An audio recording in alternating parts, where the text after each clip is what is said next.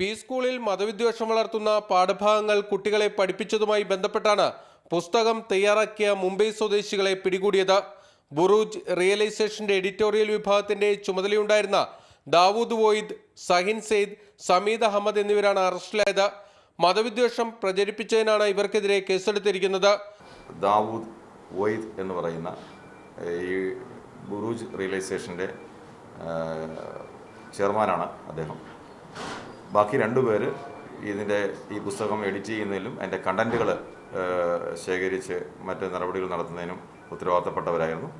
ബുറൂജ് റിയലൈസേഷന് അധ്യാപകർക്ക് പരിശീലനം നൽകുന്ന അടക്കമുള്ള പരിപാടികൾ ഉണ്ടായിരുന്നു. ഇവരുടെ മറ്റു പ്രവർത്തനങ്ങളെക്കുറിച്ചും പോലീസ് അന്വേഷിക്കുന്നുണ്ട്.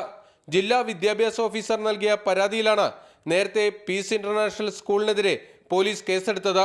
സ്കൂളിന്റെ ട്രസ്റ്റിമാരായ 3 വ്യവസായികളും പ്രിൻസിപ്പലും കേസിൽ പ്രതികളാണ്. ബിനിൽ, മാതൃഭൂമി ന്യൂസ്, കൊച്ചി.